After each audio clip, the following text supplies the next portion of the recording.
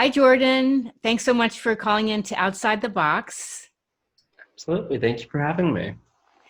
I'm talking with Jordan Petersen. He's a recruiter with Google. Is that right? That's correct. I am. But he is going to give his own opinions separate from Google about the job Yeah, it's market. not sponsored by Google, unfortunately, but I think that I've still got a couple of good tips for people that are looking for jobs. So Good, good, hopefully people will still be able to get something out of this. good. Because the whole reason I started it is because I started thinking about the millions of people out of work and Yeah. they are looking for jobs remotely, or maybe they're thinking, hey, maybe it's the time I pivot and start something new. So I'm sure you can offer some advice on some level. Um, so let's talk about your experience as a recruiter. First, how long you've been doing that? Yeah. I've been recruiting for almost 4 years now, actually, both in tech and non-tech. These days, my world is entirely tech, but I've done some sales and recruiting for recruiters in the past as well. Um, yeah. And are you noticing certain markets are busier than others as far as jobs go? Like what is hot right now as far as getting jobs? That's a good question. I think software engineering is definitely super hot. I mean, software engineering has always been hot in terms of the job market. I think that there's, outside of that, certainly nurses and doctors are, experiencing a pretty significant increase. Hmm. And then networking, actually, which is the area that I recruit for. So technical infrastructures, data center people, or people that work in data centers, I should say. Just with increased working from home and Zoom meetings, all of that Yeah. places an increased burden on video conferencing services. How would you suggest people go about looking for work? Like, for instance, I've been on LinkedIn a lot. I notice there's a lot of conversations, great conversations, advice for people, but sometimes I'm sure it feels like it's a black hole, kind of submitting your resume and nothing happens. Yeah, so that's a really, really great question. And I actually did, not to detract from your show No. at all, Yeah. we did a 1 hour long webinar on this via Twitch earlier this week, because to your point, it can very much feel like you're submitting resumes into black holes. Yes. And so for me, the answer has always been networking. Now, when I say networking, and I'll kind of give you like a once over, and if you've got follow-up questions, I don't know how deep you want me to go, but um, networking to me is about building relationships with people and um, and then using those relationships to either formulate new sales plans or finding roles, recruiting people. Um, and when I say using people, it's not, I don't want that to have a negative Of course. connotation, Yeah. right? I think that so many people do, but I think that there's a lot of ways that you can network both online and in person. Many of us are sheltering from home right now, but there are still ways to do networking events in a very targeted way that I think will really help people cut through some of that fog, if you will. Hmm. And I can happy to elaborate on that if you'd like me to. Where can people watch this? Is it a webinar you said? Yeah, I can send you a link. It's just currently sitting in my Google Drive folder. Okay. So I streamed it over Twitch. We had about 600 people signed up. Great. I think 104 people came from 11 different countries. Yeah, it was a great time. And, my story of getting into Google is, I ended up attending, and I talk about this a little bit more during the webinar, but I ended up going to a networking event that I had no business being at, meaning I've never been a 4.0 student or anything like that. I ended up meeting somebody who ended up following up with me and saying, hey, we think that you'd be great for this technical recruiter role. Great. And 2 years later, here I am. That's amazing. Yeah. It was a lot of fun. And it really, I'd always kind of heard, especially growing up in the Bay Area, that who is everything. And I think that that was a moment for me where I realized how true that was. Yeah. It is a time to network, even though people think, well, how am I going to do that as much because I'm home? But I've noticed I've made a lot of contacts online. I mean, everybody's on their computer. I think more, Yeah. networking, LinkedIn, whatever. besides LinkedIn, what are some other places to network?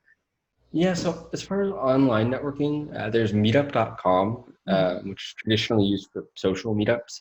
But there's a category that you can check into there that is related to business or technology, or even like book clubs. I mean, all of those are great places to network with people. And they're still having meetings over Zoom where you can break out into private rooms and build networks like that. And actually, and I hope that you don't mind that I'm going to go off on a bit of a No, go ahead. tangent here for just a second. Unless you're going to talk about baking. Yeah, no, I'm not going to talk about baking. Although, British Baking Show has definitely been a staple of my Oh, really? quarantine. Oh, I love it. What is it? Which one? The Great British Bake Off. I heard about this. Yeah. It's so funny, and the accents and the hats. And just love it. Where are you, by the way? Tell I'm in Austin, Texas. Oh, you are? Okay. Yeah. I'm in Austin, Texas. I moved out here from the Bay Area in October. So just in time for a global shutdown. Oh, brother. Yeah, right. But with networking, especially in-person networking events, but also, excuse me, let me turn this off.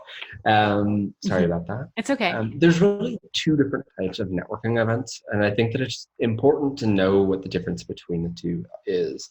And so I don't have formal names, but one of them would be what I like to call like a hotel bar type networking event. It's an event, and they can be great, but it's an event where the entire purpose is networking. So you show up at a hotel bar, you have a drink or two, and you meet some people. That's fine, but I don't like that as much. Yes. I much prefer networking events where it's some sort of a conference, it's some sort of a meetup around a purpose, a user group, and for a couple of reasons, right? One, not only will your networking be more targeted, you never know who you're going to meet at a hotel bar meetup type group. And also, I think that more than anything, it gives people a common experience to go off of. So rather than, I guess you could use the common experience of both showing up at this hotel at this networking event, but if I'm going up and I'm trying to meet people, it's much easier for me to go up to somebody after the keynote of an address or of, I don't know, a machine learning conference and say, hey, what did you think about Joe's presentation? Like, have you ever thought about using X, Y, and Z in this way? And I find that the relationships flow much more naturally that way. Yeah. So one is a very targeted, specific, with objectives for that event, versus the other one's more, there's nothing real clear cut about it. Yeah, and like just generally, like from like a social like awkwardness standpoint, like I'm a recruiter. I talk to people. Used to have to make 120 phone calls a day. Like wow. It was crazy. So I'm very comfortable in those scenarios, not knowing anybody, but especially for people that are maybe newer to this realm and newer to this actually doing networking and doing it successfully, hopefully. Yes. I think that it takes a lot of the social pressure off when they know that there is that shared experience. What are some things people can do to prepare for interviewing on Zoom? That's a good question. So putting the pets and or kids. Can you hear my dog? I know I can't actually. Okay, Phew's barking. Yeah. My cat might end up making an appearance. I didn't follow this rule for myself. That's okay. But, it's nice and casual. I think that being in a relatively distraction-free zone, so muting your phone if you can, putting it in another room, making sure that you're in a non-distracting background. So, you don't want people to be running around in the back or have the TV on in the back and like have people like trying to watch whatever's on over your shoulder. I think that practicing, just making sure your equipment and that program is compatible, that you have Zoom installed, that you have your microphone correctly configured and set up. Something that if people can do to practice this is try signing on to a meeting from their phone and from like a microphone and from their computer. Because the last thing you want is to experience technical difficulties when you're already stressed. I do think that having like a blank notebook next to you or a notebook with notes and like a printout of the job description next to you, and maybe a little blurb about the company. It's also really, really helpful. Yes. Um, and just in terms of being ready, right? Um, yeah, and then making sure that you're looking presentable, depending on the company that you're interviewing for and things like that.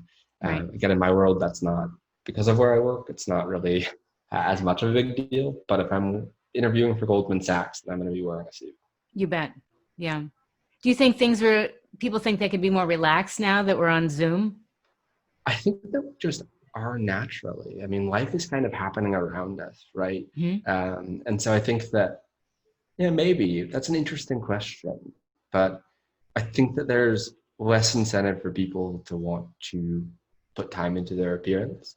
And again, where I work, it doesn't really matter, but I could see that being a much bigger problem and being seen as kind of unprofessional at some other Yes. companies. But do you think it's good for people to be real? Like, let's say the cat all of a sudden walks across your desk right now. Yeah. I mean, to just make a joke and just, like, I think it's important to be real, Yeah. because I think Yeah. people get nervous if they're not being authentic, Mm-hmm. you know? I mean, yeah, and I agree with that. I mean, if like I've had meetings with senior level hiring managers that have been at Google for 15 years, and my cat has pounced on my shoulder. Like, oh, sorry about that. Yeah. Like, you gotta just make a joke. And it's like, Yes. yeah, this is Rahadin. He's helping me interview, or is helping me like being my manager, making sure that I'm attending all of my meetings on time. Mm-hmm. Then you set the cat down. I think that Exactly. one thing that COVID has really brought out in a lot of humanity is that there's a lot more understanding right now, I think, because I've been locked in my apartment for 60 days. And people understand that life kind of is happening around you, right? Right. Yeah, so it's an interesting balance, but if something were to happen that was unexpected, you just apologize, make a little joke of it, laugh about it, and Yes. then And let it roll. yeah, it's not gonna make or break anything, I don't think. Exactly. I do a lot of talks about self-care and resilience, and I feel that for people looking for work, they really need to take really good care of themselves so they look rested, they are not frazzled, that they're bringing their A game. Yeah, no, I completely agree with that. I was actually just talking to a friend of mine about that this morning. They were starting a role here soon and just wondering, like, what are some good tips for working remotely? And for me, keeping a healthy diet is really, really important. Exercising is really, really important. If you can't exercise, outside for whatever reason, there's tons of videos on YouTube for home-specific workouts. Yeah. And it doesn't, you don't need to be working out several hours a day, but at least getting the blood flowing, going out for a drive if you can, actually taking a long lunch if you Yes. can. And then, we so often at work will go back and forth just on ping, so like an instant message type thing.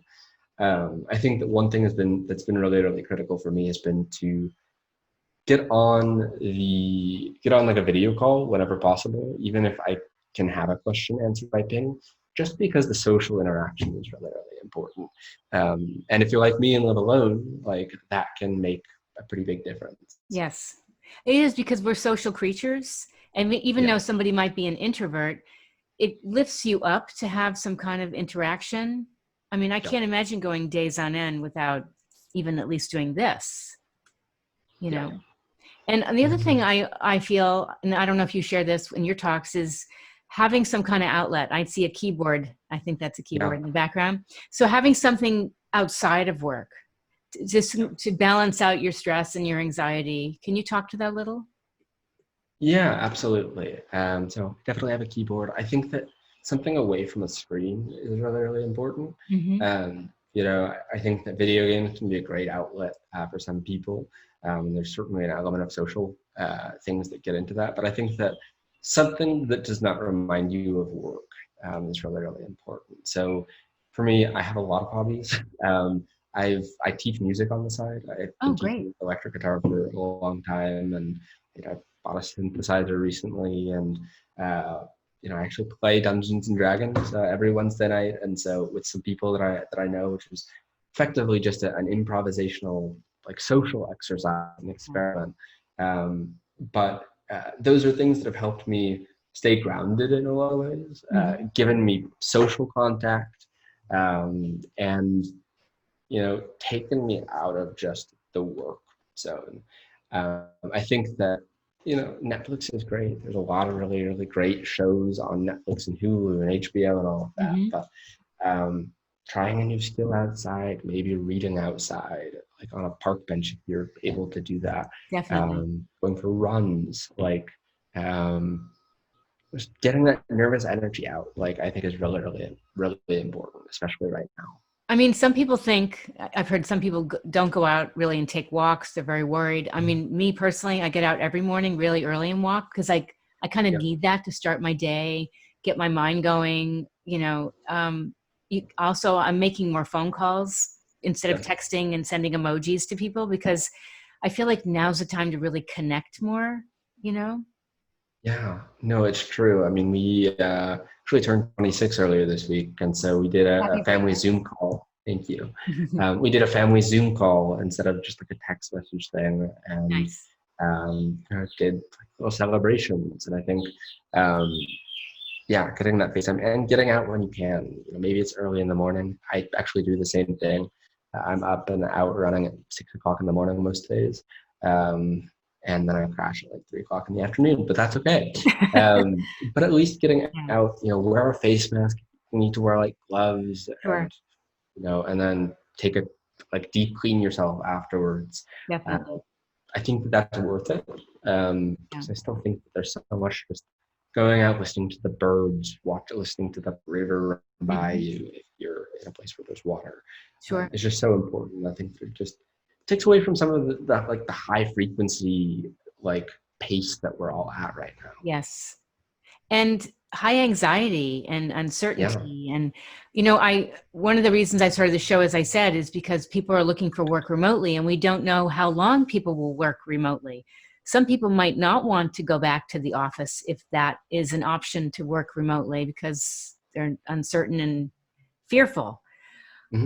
For people that want to switch gears, switch industries, pivot, do you have advice to that? I know sometimes that can be scary for people.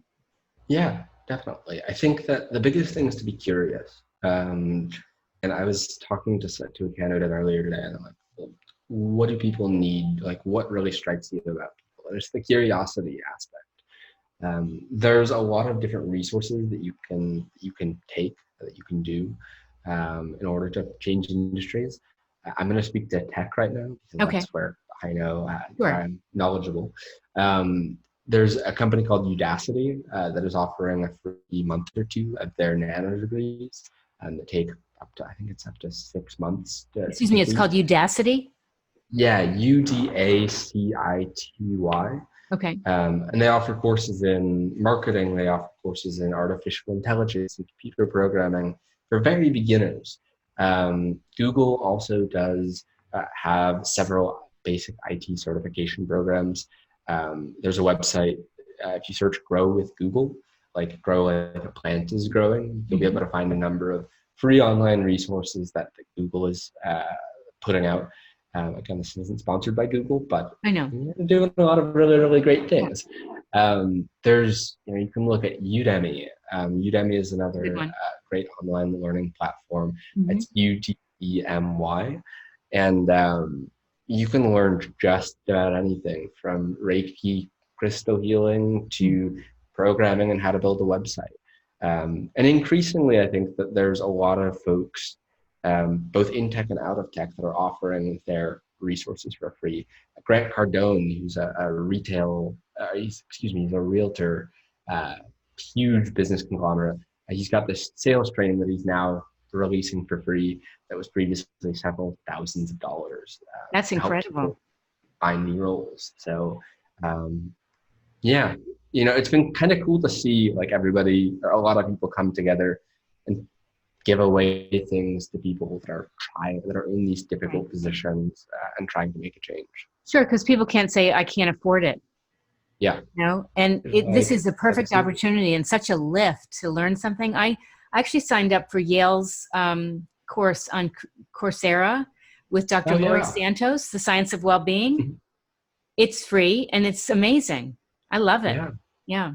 that's awesome. Yeah, Yeah. Coursera's got a lot of really good stuff too. I Hmm. didn't think to mention that, Yeah. but Well, yeah. good. So if people want more information about you and what you do, your webinars or anything, where can they find you? Yeah, so I'm very active on LinkedIn. Feel free to send me a connection request. It's just the straight LinkedIn URL, and then my custom URL is my last name and then my first name. So it's Petersen and then Jordan. Feel free to shoot me a connection request. I'd love it if you do that. Just like add a little blurb about how you heard about me, whether that be on your show or what have you. Just so that it's a little bit less random. And that is okay. So quickly, that is something that I think is really, really important. You know, look, if you're going to connect with somebody on LinkedIn, tell them why you're connecting, and do your research on why on that person. Yes. I mean, to go over, and I hope that I'm not, but one of the things that I have in my LinkedIn summary is that I don't recruit for interns or new grads.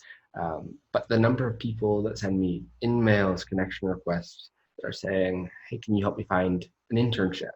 And, paying money to send me in-mail to ask about internships I know. is just not, trying to save you some money. Yes. So, but if you send me a connection request saying, hey, I heard about you on the podcast, I will absolutely connect with you and do what I can to help you. You know what I think? I gave this advice to somebody in college. And I said, if you're looking for an internship, talk to other alumni. Yeah. Because you're like, I went to Syracuse, so we have a huge alumni network. Talk to other alumni and network. Talk to your high school network. Yeah. Talk to your teachers, your coach, whoever, your friends. And that is a big pool of people right there. Yeah. Right? 100%. And I think something else that I would add is extracurricular activities. I mean, I'm an Eagle Scout, so I grew up going to the Boy Scouts and all of that. Mm-hmm. And I've got a lot of like scouting family parents that are in tech in the Bay Area, and so that was a pool that I could have immediately jumped through. And I've met Sheryl Sandberg, the CEO of Facebook. Oh, you did? Yeah, so Nice. I grew up in Menlo Park with Facebook. Yeah, she's lovely, but it's people know people, and Yes. I think the biggest thing is not being afraid to ask for the help. Right. Yeah. And don't be so pushy on LinkedIn or other places. Like, just be real and make it brief. And yeah. Yeah, and I think that rather than just coming out guns blazing, for lack of a better term, saying, hey, can you get me an internship? I think that it's much more conducive to building a relationship. Say, hey, I'm really, like, I saw that we went to the same high school and now you're doing this. Mm-hmm. Explaining the connection and then saying, I'm actually really interested in learning about what it is you're doing. Can I take can we have a 15-minute phone call? And then come prepared and ask specific questions.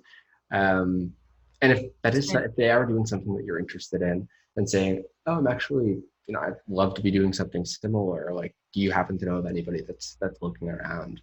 Yes. Rather than saying, is your company hiring? If you phrase it like, do you know of anybody else or anybody that's looking for somebody within this domain? People might say, oh, actually, we're looking, like, I'd love to get you plugged in, or, let me think about that. I know some people and I can start asking you around. It's a much more organic way of building a relationship and a network.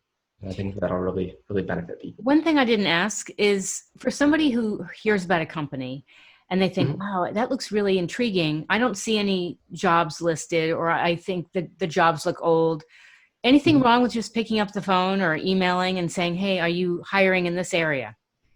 That's a good question. I think that it depends on the company. I think that for larger companies, you're probably not going to be able to get through to anybody.